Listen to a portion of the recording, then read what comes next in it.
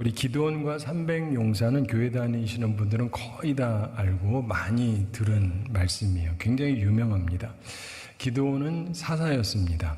당시 미디안에서 이스라엘을 약탈하러 왔었는데 그 당시 이스라엘에 왕이 없었죠. 기드온이 하나님의 부르심을 받습니다. 당시 미디안 사람들이 아말렉 사람들하고 동방 사람들을 모아서 3개 연합군이 돼서 이스라엘을 침략했습니다. 이 사람들 참 못된 사람들인데 이스라엘이 곡식을 추수할 때가 되면 그때 쳐들어와요. 올라와서는 모든 토지 소산을 약탈합니다. 그리고 양, 소, 나귀 모든 가축도 닥치는 대로 모두 약탈해 가곤 했습니다. 근데 이스라엘은 속수무책입니다. 게다가 이 악당들의 수가 얼마나 많은지 마치 메뚜기 떼같이 들어왔다라고 성경에서 설명을 합니다. 그들의 사람과 약대 수가 무수했습니다. 뺏어가려고 약대를 많이 갖고 온 거예요. 그런데 이런 사람들, 적어도 3가지 연합 세력하고 싸워서 그들에게서 승리를 얻는다. 결코 쉬운 일이 아닙니다. 그런데 기드온과 불과 300명의 특공대가 이 일을 이룩합니다. 소수로 대군과 싸워서 이긴 전쟁들이 세계사에 간혹 있지만 세계 역사에 유례가 없는 이거는 최고의 전투였습니다. 이스라엘 입장에서는 이들과의 전쟁에서 승리는 정말 엄청난 것이었습니다. 동방에서의 계속되는 침략에 대승을 거두어서 이후로는 동방에서의 공격에서 자유롭게 됩니다. 오죽하면 백성들이 왕이 되라고까지 했어요. 근데 그가 거절했을 뿐이죠. 어쨌든 당시 동방의 세력을 이기는 것은 엄청난 것이었습니다. 이런 위대한 일에 부름받고 쓰임받았던 기드온, 그리고 그의 300용사를 통해서 우리도 오늘 중요한 교훈을 얻게 되기를 바랍니다. 자, 하나님께서 쓰시는 사람이 있어요. 크게 중요한 일에 쓰는 사람이 있는데 하나님이 쓰지 않는 사람도 있습니다. 하나님이 어떤 사람을 쓰지 않고 어떤 사람을 쓰실까요? 교회를 다녀도 하나님이 쓰지 않는 사람이 있어요. 첫째, 자기중심적인 사람. 뭐든지 자기중심적으로 생각을 해요. 두 번째, 부정적이에요. 만사 생각하는 게 부정적입니다. 안 된다, 안 된다 그러고. 세 번째, 사명을 다하지 않아요. 자기가 할 바를 하지 않습니다. 이런 사람은 아무리 많아도 아무것도 할 수가 없어요. 하나님께서 그런 사람들을 잘 사용하지 않습니다. 오늘 본문에서 보면 하나님이 쓰시는 사람의 3가지 특징을 설명하고 있습니다. 다 가져야 돼요. 하나, 2개가 아니라 3개를 다 갖고 있어야 됩니다. 첫째가 뭐냐면은 하나님 중심의 자세를 가져야 됩니다. 뭘 가져야 된다고요? 하나님 중심의 자세. 네. 하나님께서 이 전쟁을 위해서 사자들을 여러 지파에 두루 보냅니다. 그랬더니 사람이 몰려왔습니다. 1절을 보시겠습니다. 여룻바알이라는 기드온과 그를 따르는 모든 백성이 일찍이 일어나 하룻샘 곁에 진을 쳤고 미디안의 진영은 그들의 북쪽이요 모레산 앞 골짜기에 있었더라. 이렇게 되어 있습니다. 다른 데 보면은 32,000명이 모였다. 이렇게 되어 있습니다. 자, 그런데 오늘날에도 교회에서 가장 중요한 게 우선 하나님 중심이지 않습니까? 하나님 중심이라는 것의 가장 명확한 표가 이렇게 모이는 것입니다. 교인의 첫째 의무가 출석이죠.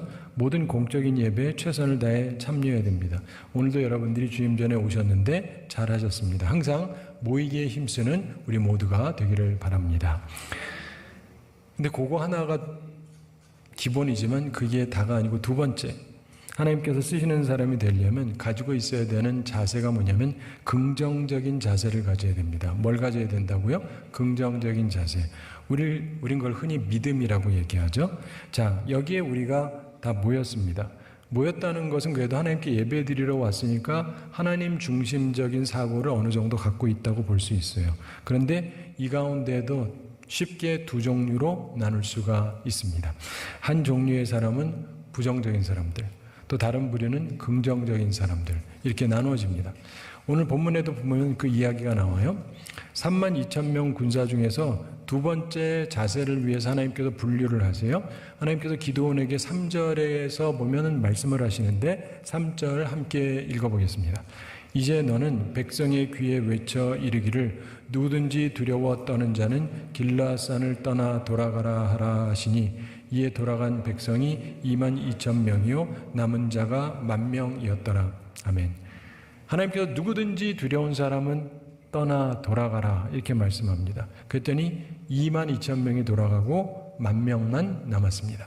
자, 사실 많은 교회에서도 이런 비율이 실제적인 비율인 것 같아요. 세 사람이 있으면 두 사람은 부정적, 한 사람만 긍정적, 그런 경우가 많아요. 여러분은 어느 쪽이십니까? 자, 이 돌아간 사람들, 왜 전쟁을 피해서 돌아갔겠습니까? 두려움 때문이죠. 두려움 때문에. 생각이 실패하도록 만든 것입니다. 자기들이 이길 수 있다보다 질 수도 있고 패할 수도 있고 그러다 내가 다치거나 죽을 수도 있다, 이런 생각했을 수 있겠죠. 부정적인 생각, 의심이 놀라운 일을 행할 수 있는 택함 받은 자로서의 자격 미달자가 되게 했던 것입니다. 생각이 부정적이어서 그래요. 의문을 품은 사람들입니다. 하나님께서는 보다 높은 일을 이루실 때는 부정적인 생각의 사람들은 돌려보내세요. 그리고 긍정적인 사람들을 하나님이 선택하십니다. 제가 목사잖아요. 하나님이 어떤 목사를 쓰실까? 최고의 학력을 가진 사람과 최고의 믿음을 가진 사람. 믿음 가진 사람이요, 최고의 학력 가졌는데 부정적인 믿음 없는 사람은 하나님이 쓰시는 법을 내가 본 적이 없어요. 무조건 학력을 갖지 말아야 된다는 건 아니지만 믿음이 중요해요. 긍정적이어야 돼요. 옛날에 나치 수용소에 수감되었던 사람들에 대해서 빅터 프랭클 박사라는 분이 글을 썼습니다. 이분이 의사였는데 그 안에서 사람들의 모습이 다르게 나타나는데 세 종류의 다른 사람을 그분이 봤습니다. 한 부류는 학력 이런 거랑 전혀 상관없어요. 지위도 상관없고 포기한 사람이 있어요. 포기한 사람. 그리고 다른 부류는 소망을 가진 사람이 있습니다. 세 번째 부류가 있는데 소망을 갖고 다른 사람도 소망을 갖도록 도와주는 사람이 있더라. 이렇게 세 종류로 나누어집니다. 근데 이 사람들을 보니까 자기가 의사 입장에서 보니까 건강의 차이가 나더래요. 건강의 차이가 나는데 일단 포기한 사람들은 시간이 갈수록 눈에 띄게 약해지고 심지어 죽더라는 거예요.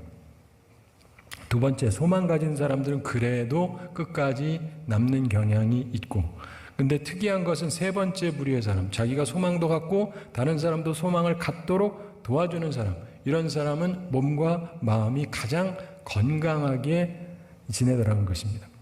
참조하시기 바랍니다. 그래서 긍정적인 자세가 얼마나 중요한지를 우리에게 가르쳐 줍니다. 더 나아가 자신의 문제를 넘어서 남까지도 긍정적으로 만들려고 하는 그런 것이 얼마나 크게 도움되는지를 설명하는 것이죠. 여러분, 하나님 앞에 크게 쓰임 받으시려면 하나님 중심, 거기에 더해서 꼭 긍정적인 자세를 가지시게 되기를 바랍니다. 세 번째로 하나님께서 쓰시는 사람의 세 번째 요소는 철저한 사명감입니다. 긍정적인 사람이면 다 되느냐? 아닙니다. 그런데 하나님께서는 그 중에서도 이 세 번째 요소를 가진 사람을 또 분류를 하셨어요. 철저한 사명 가진 사람과 그렇지 못한 사람으로 하나님께서 나누십니다. 근데 그 차이가 엄청납니다. 자그마치 긍정적인 믿음 있다는 사람들의 97%가 여기 합격하지 못해요. 10명 중에 9명 이상이 불합격하는 것하고 비슷합니다. 불과 3%의 사람만이 이 자세를 갖고 있었습니다. 그것도 긍정적인 사람 가운데 97%가 불합격을 한 거예요. 그러니까 쉽지 않은 관문입니다. 그러니까 우리 보면은 이 세 가지 자세를 통과한 사람, 하나님 중심의 자세를 갖고 있고, 그리고 긍정적인 자세를 갖고 있고, 그러면서 사명 완수, 이 생각을 가진 사람은 100에 하나밖에 안 되는 게 100에 하나. 극히 적은 숫자입니다. 근데 하나님께서 사람들로 하여금 물가에 가서 물을 마시게 하면서 손으로 움켜서 입에 대고 핥는 자, 그리고 무릎을 꿇고 마시는 자를 따로 세우라고 하십니다. 6절 함께 읽어보겠습니다. 손으로 움켜 입에 대고 핥는 자의 수는 300명이요 그 외의 백성은 다 무릎을 꿇고 물을 마신지라. 아멘. 손으로 움켜 입에 대고 핥는 자는 불과 300명밖에 없었다. 7절 함께 읽어보겠습니다. 여호와께서 기드온에게 이르시되 내가 이 물을 핥아 먹은 300명으로 너희를 구원하며 미디안을 내 손에 넘겨주리니 남은 백성은 각각 자기의 처소로 돌아갈 것이니라 하시니. 아멘. 저는 어렸을 때 도대체 이게 무슨 차이인지 이해하기가 어려웠습니다. 근데 알고 보니까 굉장히 간단한 테스트예요. 자, 이들이 아직 싸우지는 않았지만 사실상 전쟁이잖아요. 그런데 무릎을 꿇고 벌컥벌컥 마시면 갑작스러운 공격이 있을 때 대비가 안 된 무방비 상태가 되는 거죠.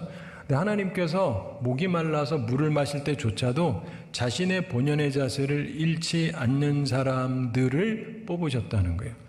그래서 긍정적인 게 다가 아니다라는 걸 가르쳐 주는 거예요. 결국 철저한 사명감을 가진 사람들이 마지막에 남았어요. 근데 이 사람들은 정말 소수의 사람들입니다. 한순간도 자기의 자기됨을 잊지 않고 내 사명을 단 한순간도 잊지 않는 사람들, 이렇게 산다는 건 결코 쉽지 않습니다. 그러나 이런 사람들이 하나님의 특별한 일에 특공대로 쓰임을 받는다는 것입니다. 사실 살펴보면은 믿는 사람들 엄청나게 많아요. 교회 다니는 사람도 엄청나게 많고 그 가운데도 긍정적인 사람들 보면 그래도 꽤 많습니다. 그런데 자신에게 맡겨진 일을 철저하게 감당해내는 사람, 단 한순간도 자신의 사명을 잊지 않는 사람, 이런 사람은 그리 흔히 보기 어렵습니다. 그런데 하나님께서는 이런 사람을 크게 사용하신다는 거예요. 그 하나님께 크게 쓰임 받으시려면 항상 준비가 되어 있어야 됩니다. 바라기는 우리 모두 그런 사람들이 되기를 바랍니다. 한 가지 제가 본문을 보면서 항상 특이하게 생각하는 게 있습니다. 돌아가라 그럴 때 불만을 표한 사람이 하나도 없었다는 거예요. 이게 무슨 말이냐? 물론 순종하는 마음으로 돌아갔을 수도 있겠지만 아마도 이들은 이렇게 부름받지 못한 것을 기쁘게 여겼을지도 모릅니다. 사실 이런 사람들이 많죠. 부름받지 못한 것을 오히려 기쁘게 여기는 사람들, 부름받지 못해서 참 다행이라고 생각하는 사람들, 내가 특별히 공격을 해야 된다고 그럼 나 빼주는 게 낫지, 이렇게 그러면서 부름받은 사람을 측은히 여길 수 있어요. 참 불쌍한 사람들이다 이렇게 생각했을지도 모르죠. 근데 착각하지 마십시오. 하나님의 부르심을 받는 것은 이 세상 그 무엇과도 비교할 수 없는 귀한 일입니다. 바라기는 위대하신 하나님의 위대한 부르심을 받는 우리가 되기를 바랍니다. 그러기 위해서 세 가지 자세를 가져야 된다고 말씀드렸습니다. 첫째, 하나님 중심. 둘째, 긍정적인 사고. 셋째, 사명 완수. 그래야 부름받고 쓰임을 받을 수 있습니다. 그런데 이 말씀을 보면서 역시 하나님은 특이하신 하나님이다, 테스트하신 하나님이다라는 걸 배우게 돼요. 하나님께서 특별한 일을 위해서 우리를 테스트하실 때가 있습니다. 물론 여기서 시험한다는 말을 유혹한다, 템테이션 이런 말이 아니고 테스트한다는 뜻이에요. 야고보서에서 하나님께서 시험하지 않는다 이렇게 말씀했는데 그 말은 유혹하지 않는다 이런 뜻입니다. 하나님께서는 우리를 넘어지게 하려고 유혹하는 분은 아닙니다. 그러나 우리가 하나님의 일에 적절한 사람인지 알기 위해서 테스트를 하시는 분이에요. 아브라함도 시험하신 거 아시죠? 테스트하셨습니다. 너 독자를 바쳐라, 번제로. 근데 하나님께서 왜 시험하시느냐? 이 시험 테스트 하시는데 몇 가지 이유가 있다고 말씀드렸습니다. 첫째로 하나님 중심이 아닌 사람을 걸러내는 거예요. 자기 중심인 사람을 배제하세요. 두 번째로 불신하는 사람을 배제합니다. 부정적인 사람들은요, 옆에 있으면 딴 사람까지 오염을 시키거든요. 세 번째로 무책임한 사람을 배제합니다. 자신이 부름받았음에도 불구하고 나 하나님 중심이다, 긍정적이다 그러면서도 할 바는 하나도 안 해요. 아무 생각이 없어요. 이런 사람은 하나님의 일에 쓰임받을 수가 없어요. 그러니까 여러분들이 이 세 가지 테스트를 반드시 통과를 하셔야 됩니다. 무엇보다도 하나님께서 이렇게 하시는 이유는 특별히 구원은 사람에게 달린 것이 아니라 하나님에게 달렸다는 것을 보이시려는 거예요. 하나님은요, 하나님의 말씀에 철저하게 순종하는 소수의 사람들을 통해서 역사를 이룩하셨어요. 마틴 루터나 칼빈이나 수가 많아서가 아니에요. 몇 사람이지만 소수의 하나님 앞에 온전한 사람들이 개혁을 일으키고 세상을 바꿨죠. 지금도 마찬가지입니다. 우리 한국교회가 수가 적은 게 아니라 엄청나게 많아요. 근데 그걸로 뭐 하는 게 아닙니다. 하나님 앞에 이런 특공대 같은 사람들이 꼭 필요한 거예요. 자, 그런데 기드온과 이 300용사들 참 대단한 사람인데, 왜냐하면 지도자 입장에서 생각을 하잖아요. 그럼 많은 수를 데리고 있어도 겁이 나는데 32,000명인데 우선 22,000명을 보낸다. 자, 우리 교회에 3만 명이 모였다. 근데 22,000명 가세요. 보냈다. 그리고 그 다음에 10,000명 중에서 9,700명을 보냈다. 그래서 300명만 남았다. 뭐 남은 그래도 되는데 나는 그러고 싶지 않습니다. 무슨 말인지 이해가 되시죠? 아니 이래가지고 뭐가 되겠어요? 이거 황당한 명령이지 않습니까? 근데 하나님이 그렇게 하래요. 그때 어떻게 순종을 합니다. 우리야 결말을 아니까 쉽게 생각하지만 과연 이런 상태에서 하나님 말씀을 순종할 수 있는가? 근데 기드온이 하나님 말씀을 순종을 합니다. 그리고 그와 함께 남았던 300용사도 마찬가지예요.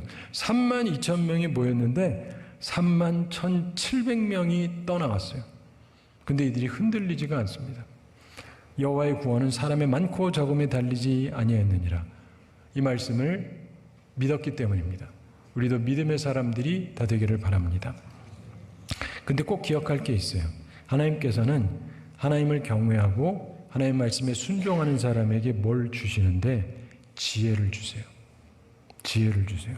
오늘 본문에서 봤던 것처럼 하나님 중심의 자세, 긍정적인 생각, 그리고 철저한 사명감으로 헌신된 사람들에게 하나님께서 놀라운 지혜를 주셨습니다. 자, 때로는 힘을 주기도 하지만 어떤 때는 지혜가 힘보다 훨씬 크거든요. 사실 그러니까 이기는 거지 이 작은 수로 이기는 것은 불가능합니다. 상대는 13만이 넘는데 300명으로 무슨 수로 이깁니까? 근데 이들이 승리할 수 있었던 지혜가 뭐냐? 심리전이에요. 심리전. 근데 심리전도 웬만해야 말이죠. 근데 이거를 어떻게 하느냐? 하늘의 지혜가 임했기 때문에 가능한 것입니다. 잘 아시는 대로 밤 2경에 적전에 들어갑니다. 고대 이스라엘은 밤 6시부터 새벽 6시까지를 세 등분으로 나누었습니다. 그래서 2경이라고 하는 건 밤 10시부터 새벽 2시까지를 얘기하고, 그런데 이 이야기는 사람들이 잠자리에 들고 그런데 충분히 쉬지 못했을 때예요. 그런데 기드온이 이들을 데리고 2경 초, 그러니까 10시 좀 지나서 사람들이 자기 시작할 무렵에 들어갑니다. 300용사를 데리고 가서 각 100명씩 세 팀으로 배치를 시킵니다. 각 사람들에게 나팔을 하나씩 들게 하고 항아리를 역시 들게 하고 또 횃불을 준비했습니다.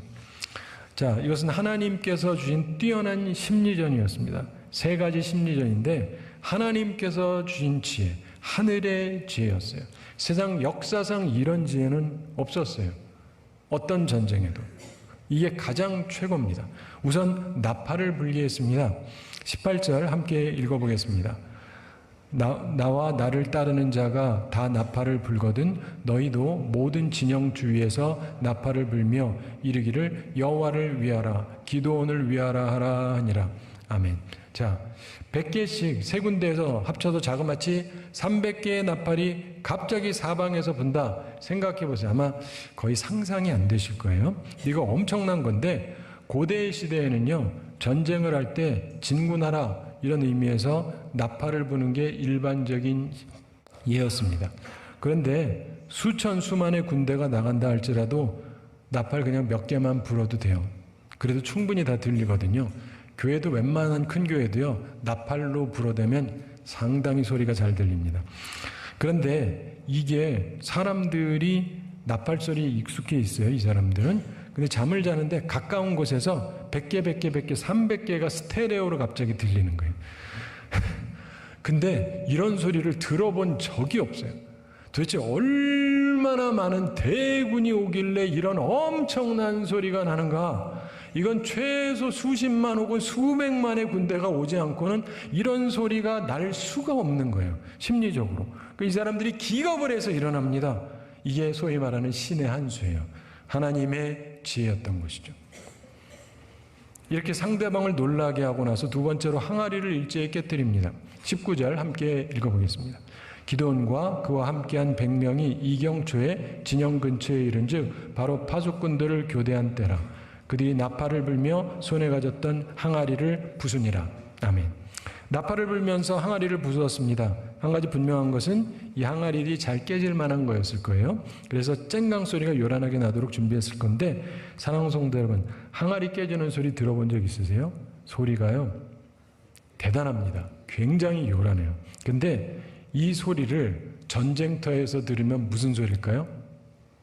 칼소리, 쨍강쨍강. 근데 칼소리 같이 들리는데 이게 한두 개가 아니라 사방에서 막 100개, 300개가 갑자기 깨지면서 쨍강 이러면 이게 뭐예요? 칼싸움이 엄청나게 난 거예요. 그렇죠? 요즘 얘기로 하자면 포탄과 다다다다 하면서 막 하는 거랑 비슷한 거예요. 아닌 밤중에 홍두깨라고 그야말로 편히 자려고 하는데 수백만의 군대가 자기 코앞에 와가지고 진격 소리를 내고 동시에 순식간에 싸움이 벌어진 거예요. 소리를 들으면 칼소리가 엄청나게 나는 거예요. 이렇게 되면 사람이 정신을 차릴 수가 없습니다. 큰일 났다. 뭐 이것저것 확인할 틈이 없습니다. 이게 뭐지? 이런 생각할 수가 없어요. 힘써서 목숨이라도 살고 보자 이렇게 생각하게 되는 거예요. 게다가 세 번째로 횃불 300개를 비추죠. 20절 함께 읽어보겠습니다. 세대가 나팔을 불며 항아리를 부수고 왼손에 횃불을 들고 오른손에 나팔을 들어 불며 외쳐 이르되 여호와와 기드온의 칼이다 하고 아멘. 자, 횃불 300개를 들었습니다. 얼핏 생각하기에는 그렇게 하면 잘 비춰서 잘 확인될 것 같지만 사실은 그렇지가 않아요. 갑자기 온 주위가 대낮같이 환해지면 불이 난 것처럼 보이거든요. 그러면 이 얘기는 엄청난 싸움이라는 얘기입니다. 그러니까 군인들이 혼비백산할 수밖에 없어요. 그러면서 계속 나팔도 불고 그리고 막 소리도 지르고 그러니까 이들이 엄청 놀라는 겁니다. 이들이 얼마나 놀라는지 서로 자기 편하고 칼싸움을 해요. 그래서 서로 치고 죽입니다. 그도 그럴 것이 이 사람들은 연합군이거든요. 그래서 미디안 사람, 암말렉 사람, 동방 사람들의 연합군인데 근데 지금 어떻게 된 건지 상황을 알 수가 없잖아요.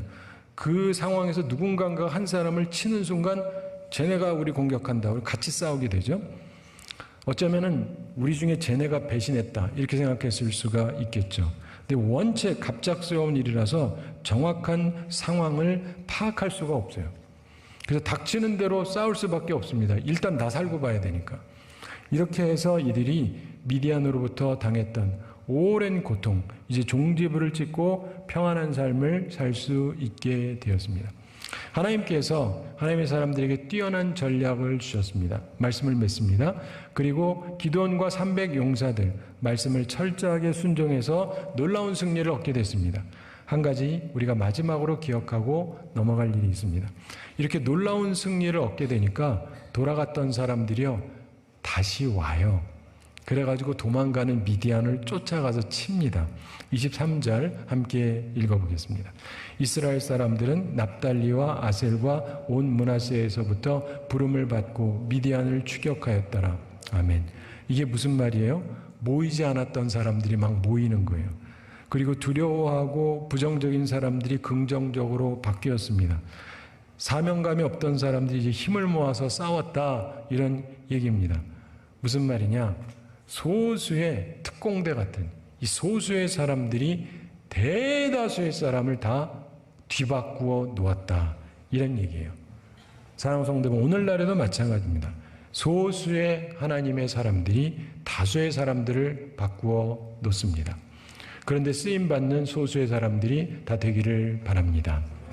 척수인돌 목사님이라고 유명한 목사님 계신데 그분의 책 평범함 이상의 삶 이런 책이 있어요. 거기에 나오는 얘기인데 예전에 철의 장막 시대 소련 거기에서 예전에 그 교회가 가정교회에서 예배를 드리는데 불법이다 그래가지고 못 모이게 돼 있었습니다. 근데 그때 한 번은 주일인데 주님께 예배 드리려고 모였는데 가능한 한 눈에 띄지 않기 위해서 서로 다른 시간에 왔어요. 그리고는 모두가 도착할 때까지 기다렸다가 이제 그 집에서 문 다 잠그고 커튼 내리고 조용하게 주님께 예배를 드렸답니다.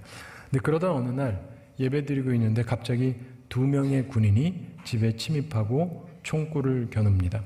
그러면서 모두 손을 들고 벽에 줄을 서라 이렇게 명령을 했습니다. 그런 다음에 그리스도를 버리고 떠나든지 아니면 머물면서 그 결과를 겪든지 선택권을 주겠다 그랬습니다. 그랬더니 몇몇 사람들이 아주 급하게 도망 나가요. 그리고 아직 남아서 벽에 서 있는 사람들에게 군인이 또 말합니다. 이게 마지막 기회인데 예수 그리스도에 대한 믿음을 버리고 떠나든지 아니면 남아서 고통을 겪든지 둘 중에 하나다 그랬습니다. 그랬더니 눈치 보던 사람 중에 또 다른 사람들이 떠납니다. 그리고 어떤 사람은 떠날 때 부끄러워서 얼굴을 거의 숨기면서 떠났습니다. 남은 사람이 조금 있는데 남은 사람 중에 애를 가진 부모도 있어요. 그러니까 아이들은 부모 옆에 있죠. 두려움에 떨고 아이들은 울기도 하고 뭐 그랬습니다. 어쨌든 떠나기로 결정한 사람들은 전부 떠나고 나서 군인들이 문을 닫고 남은 사람들을 향해서 말했습니다. 이제 손을 높이 드시오. 그러면서 근데 이번에는 우리 주님을 찬양하시오. 그러더랍니다. 이 무슨 일인가 했더니 이 군인들이 얼마 전에 그 지역에 이 기독교인들 체포하기 위해서 다른 가정교회로 파견되었다 그럽니다. 근데 그 과정에서 이들이 복음을 듣고 예수님을 자신들의 구세주와 주님으로 영접을 했다는 거예요. 그리고는 마침 이쪽도 오게 됐는데 그 병사들이 끝까지 남아있는 그리스도인들에게 이렇게 말했다 그럽니다. 우리는 자신의 믿음에 충실하기를 두려워하는 사람은 누구도 믿을 수 없다는 것을 배웠어. 그래서 믿을 수 있는 사람들하고만 예배를 드리려고 하는 것입니다. 사랑하는 성도 여러분, 여러분은 어떤 사람입니까? 기드온과 300용사 같은 사람이 되기를 바랍니다. 하나님 중심의 사람이 되시고 긍정적인 자세를 가지시고 무엇보다 자기 사명에 충실한 사람이 되시기 바랍니다. 내가 무엇을 위해 부름받았는지를 한시도 잊지 않는 사람이 되시기 바랍니다. 그래서 많은 사람을 구원하고 하나님의 역사를 일으켜 나가는 그런 귀한 사람들이 되기를 우리 주님의 이름으로 축원합니다.